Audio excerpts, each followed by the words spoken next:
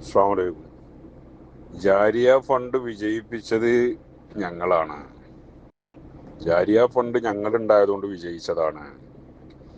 ജാരിയ fund ഓരുണ്ടായതുകൊണ്ട് വിജയിച്ചതാണ്. ഓല പ്രഖ്യാപനം കൊണ്ട് വിജയിച്ചതാണ്. എട്ടുകാലി മമ്മൂഞ്ഞിമാര് രംഗത്ത് വരാൻ തുടങ്ങിയിട്ടുണ്ട്. ഇത്രയും ദിവസം വരാതെ നമ്മൾ കണ്ടിട്ടുണ്ടായിരുന്നില്ല. ജാരിയ ഫണ്ട് വിജയിപ്പിക്കാൻ വേണ്ടി SKSFന്റെ സംസ്ഥാന ഭാരവാഹികളിൽ ഈ ചുമതല ഏൽപ്പിക്കപ്പെട്ടവരും ഓരോ പ്രദേശത്തുള്ള SKSFന്റെ പ്രവർത്തകരും ഇതിന് ഫണ്ട് സമാഹരിക്കാൻ വേണ്ടി ഓരോ വ്യക്തികളെയും ഓരോ മഹല്ലത്തിൽ വെള്ളിയാഴ്ചയും അല്ലാത്ത വീടുകളിൽ പോയി കാണേണ്ടവരെ കണ്ടും ഇതിനു വേണ്ടി രാവും പകലും വ്യത്യാസമില്ലാതെ നെടുവീർപ്പിട്ട് ഓടി നടന്ന് പ്രവർത്തിച്ചത് SKSFന്റെ പ്രവർത്തകർ.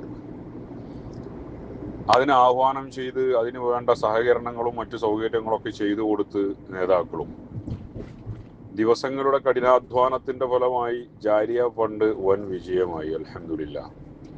ഇത് ലൈവായി എല്ലാവരും കണ്ടുകൊണ്ടിരിക്കുന്ന ഒരു വസ്തുതയാണ്.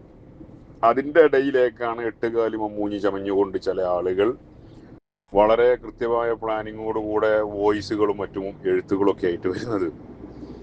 ഇതാണ് എങ്ങനെയാണ് സമസ്തയുടെ സംവിധാനങ്ങളിൽ പലരും പങ്കുവറ്റികളായത് എന്നതിന്റെ നേർചിത്രം. സമസ്ത ഇവിടെ ജനകീയമല്ലാതെ കിടക്കിയിരുന്നു. പഴയ കാലത്തെ ആലിമീങ്ങൾക്കൊന്നും പ്രവർത്തിക്കാൻ എന്താ ചെയ്യേണ്ടതെന്ന് അറിയില്ലായിരുന്നു. അങ്ങനെ ജനകീയ അടിത്തറ ഇല്ലാതെ ഇങ്ങനെ കിടക്കുമ്പോൾ ഞങ്ങൾ അവിടുന്ന് ചില ആൾ വന്നു, ഇവിടുന്ന് വേറൊരാൾ വന്നു. അപ്പോഴാണ് ജനകീയമായത്.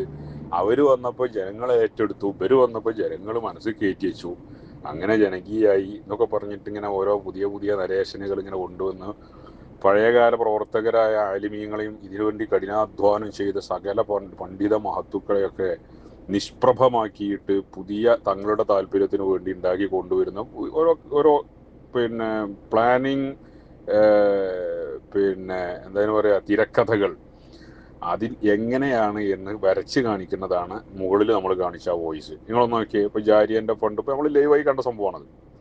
ഇവിടെ ഏതെങ്കിലും ഒരു രാഷ്ട്രീയ സ്വാധീനത്തിലൂടെ അല്ലെങ്കിൽ രാഷ്ട്രീയ പാർട്ടികളുടെ അല്ലെങ്കിൽ അതിന്റെ നേതാക്കളുടെ സ്വാധീനത്തിലൂടെയാണോ ജാരിയ ഫണ്ട് വിജയിച്ചത്? അല്ല. എന്നിട്ട് ഈ ഇത്രയും ദിവസം വാട്സപ്പ് ഗ്രൂപ്പുകളിലും മറ്റുമൊക്കെ പല നിലക്കും ജാരിയയിലേക്ക് 2 രൂപ കിട്ടുന്നത് മുടക്കാൻ എന്തെങ്കിലും വഴിയുണ്ടോ എന്ന് പ്ലാൻ ചെയ്ത് ആലോചിച്ച് നടന്ന ഒരു വിഭാഗമാണ്.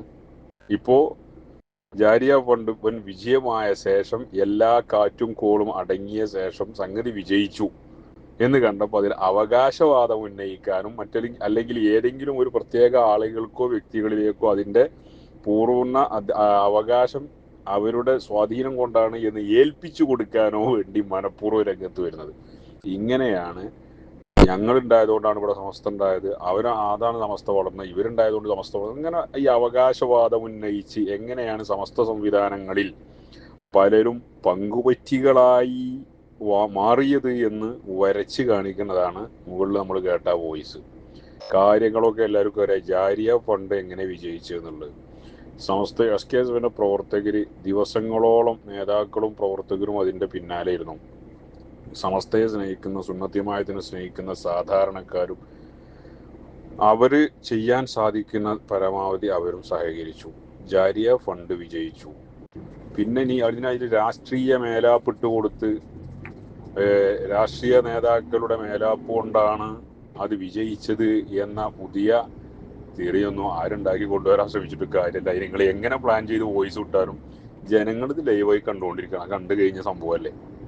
അത്രേനെ കുറിച്ച് പറയാണ്. ഇത് ഒരു പാടാണ് കേട്ടോ.